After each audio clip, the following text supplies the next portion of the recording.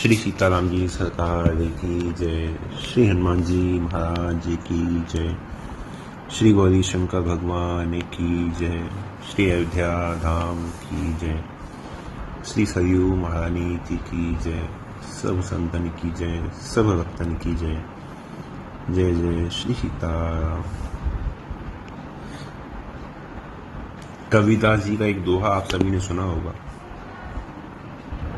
कबीरा सब जग निर्धना, धनवंता नहीं कोई, धनवंता सोई जानिए, जाके राम नाम धन होए। क्यों कहा ऐसा? वो इसलिए कि नाम ही ऐसा धन है जो लोक और परलोक दोनों में ही हमारा साथ देता है। जैसे मीरा जी ने भी नाम को ही धन बताया। पायोली मैंने राम रतन धन पाया, यही तो कहा था। तो नाम ही ऐसा धन है जो सदा हमारे साथ रहता है। जैसे आज के समय को देख लिया जाए, समाज को देख लिया जाए, तो धन कमाना कठिन है, ठीक है। लेकिन धन को कमाना तो कठिन है, लेकिन इसके साथ में उस धन को संभालना उससे ज्यादा कठिन है। जैसे बहुत से लोगों को आपने कहते सुना होगा कि भाई कमाई तो बहुत होती है, लेकिन क्या करें कि पैसा रुकता नहीं है, कहते हैं ना लोग। तो धन कमाने वाले भी बहुत मिल जाएंगे, लेकिन उस धन को संभालने वाले, उसको सहजने वाले, वो बहुत कम मिलेंगे। बिल्कुल ठीक इसी तरह से हम लोग का भजन होता है। हम लोग जो नाम जप करते हैं, बिल्कुल ठीक इसी तरह होता है। भजन कर तो सब लेते हैं, आप सब भी भजन कर रहे हैं, ठीक है। संत महात्मा ही भजन कर रहे हैं, पुण्यात्मा ही भजन कर रहे हैं, पापात्मा भजन कर रहे हैं, भगवान के जो भक्त हो गए हैं वो भी भजन कर रहे हैं, जो भगवान के शरणागत हो गए हैं वो भी भजन कर रहे हैं, जिन्होंने अभी भजन करना प्रारंभ ही किया है वो भी भजन कर रहा है। भजन तो सब कर रहे हैं, लेकिन उस भजन की पूंजी को संभाल को कितने पा रहे हैं। मूल में बात यह है कि भजन तो कर लिया, लेकिन उसको संभाला कितनों ने। और संभालने के लिए पहले तो ये पता होना चाहिए कि भाई हमारा जो खर्चा हो रहा है धन, वो कहां खर्च हो रहा है, तभी तो हम उसको रोकेंगे ना। हम कमा तो 1 लाख रुपए रहे हैं, बच हमारे पास 1000 2000 रुपए रहे हैं, तो जो हमने जो खर्च किया वो हमें पता होना चाहिए ना कि हमने यहां ये धन हमने खर्च कर दिया। अब हम भजन कर रहे हैं, लेकिन भजन की संपत्ति हमारी खर्च कहां हो रही है? तो हमारी जो भजन की संपत्ति है वो 2 स्थान पर खर्च होती है। एक तो होती है हमारे पाप और हमारे अपराधों को काटने में, और दूसरी होती है हमारी कामनाओं की पूर्ति में। ये 2 जगह हमारे भजन की जो संपत्ति है वो खत्म हो जाती है। भजन में तो इतना रस कहा गया है, इतना रस कहा गया है कि समझित सरस नाम और नामी, कि जितना रस भगवान में है उतना ही रस भगवान के नाम में है। क्योंकि नाम और नामी दोनों अभिन्न है, दोनों में भेद तो है नहीं। और कहीं कहीं तो राम न सकहि नाम गुण गाई, कहीं कहीं तो भगवान के नाम से बढ़कर, भगवान का नाम कहा गया है। तो अब प्रश्न ये उठता है, तो फिर जब नाम की इतनी महिमा है तो फिर भजन में रस क्यों नहीं आ रहा? इसका कारण यही है कि जितना हमने जप कर लिया, जितना हम नाम जप करते हैं, कोई कम कर रहा है, कोई अधिक कर रहा है, उसकी जितनी शक्ति है वो सब तो हमारे पाप को काटने में, हमारे कामनाओं को पूर्ण करने में, उनमें खर्च हो जा रही है। हमारे पास तो कुछ बच ही नहीं रहा है। नाम जप कर रहे हैं, ठीक है, भजन कर रहे हैं, अच्छी बात है, लेकिन हमारा संकल्प इतना कमजोर होता है कि शरीर में यदि किसी को ज्वर हो जाए, किसी के हाथ पैरों में दर्द हो जाए, किसी का माथा दुखने लगे, तो मन में एक संकल्प आ जाता है कि भाई राम राम करेंगे ठीक हो जाएगा। आ जाता है ना। यदि ये विचार नहीं आया तो अभी विचार करके देखिएगा कि होता है, ऐसा नहीं होता। पैर में बहुत दर्द हो रहा है, थोड़ी देर राम राम कर ले ठीक हो जाएगा। क्या हुआ?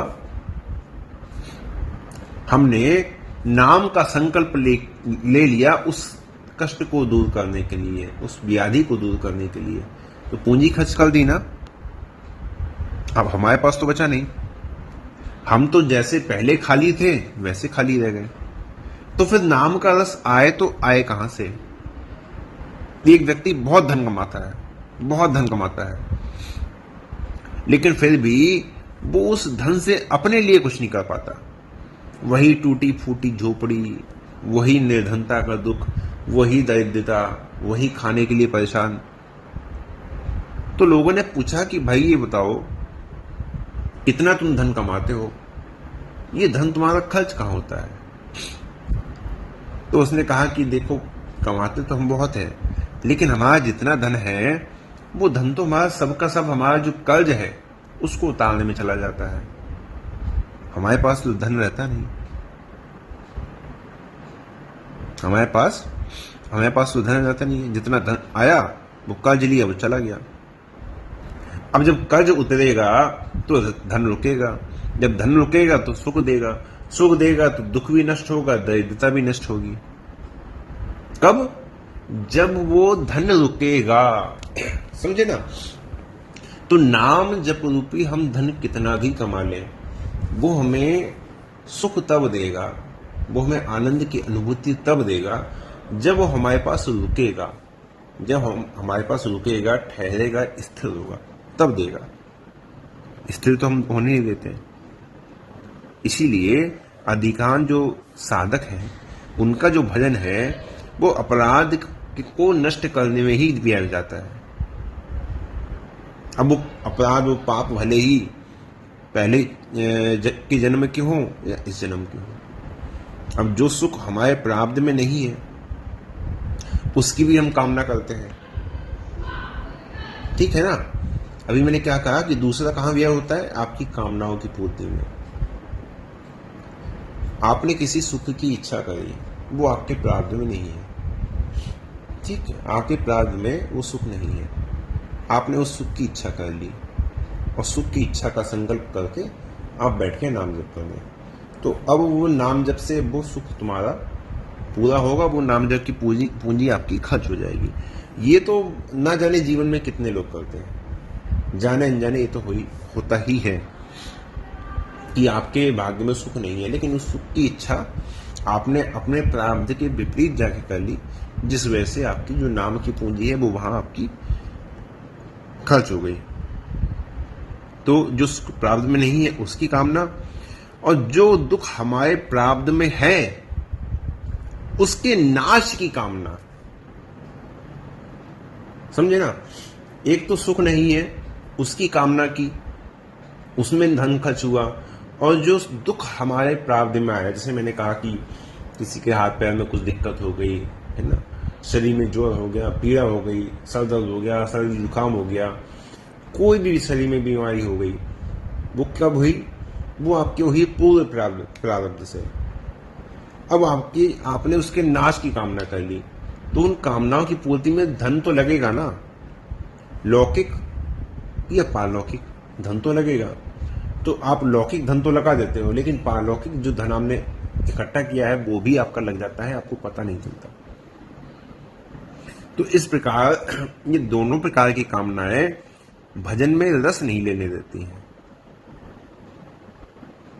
अब तक जो हमारे पाप बने, जो हमारे अपराध बन गए, उसके लिए क्या कहना? उसके लिए तो जो हुआ ठीक है, उसको तो छोड़ दीजिए, है ना? जो हुआ उसको छोड़ दीजिए। आगे के लिए चाहिए कि आगे के लिए हम सावधान रहें,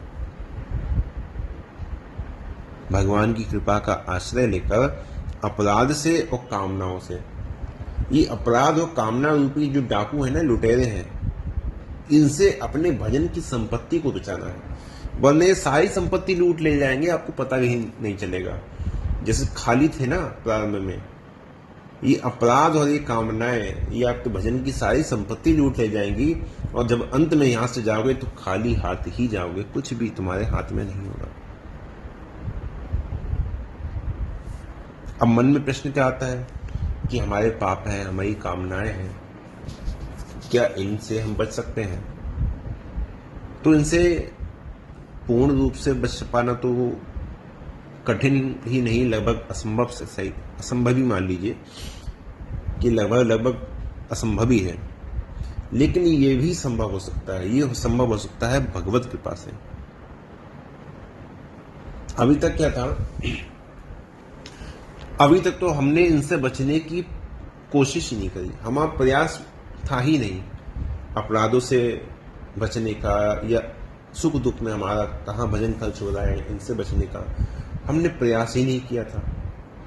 इनसे बचने का निरंतर प्रयास करें और भगवान की कृपा का आश्रय लें। भले ही सफलता मिले ना मिले, लेकिन हमारे प्रयास में कमी ना रहे। और यही प्रयास, यही प्रयत्न यदि जारी रहा तो एक दिन भगवान की कृपा का भी अवतरण हो ही जाएगा। और ये भगवान की कृपा आपके भजन को सफल करके आपके रोम रोम में समा जाएगी। इसे लोग कहते हैं ना कि रोम रोम से भजन होने लगता है। तो भगवान की कृपा धीरे धीरे आपके रोम रोम में समा जाएगी।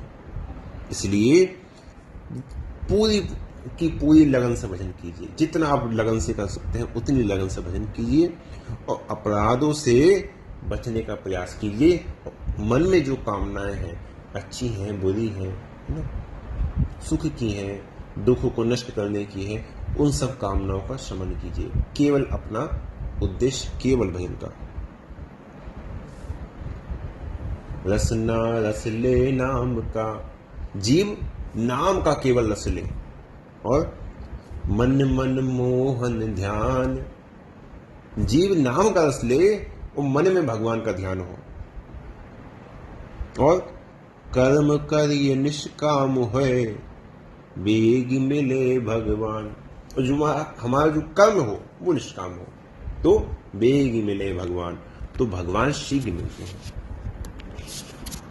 यही जो कुछ बातें हैं, ये ध्यान रखने वाली बातें हैं, छोटी छोटी चीजें हैं, लेकिन यदि इनको हम लोग अपने जीवन में उतार लें तो ये सब बहुत लाभदायक होती है। एक साधक की दृष्टि से, भजन करने की दृष्टि से ये सब चीजें बहुत लाभदायक है।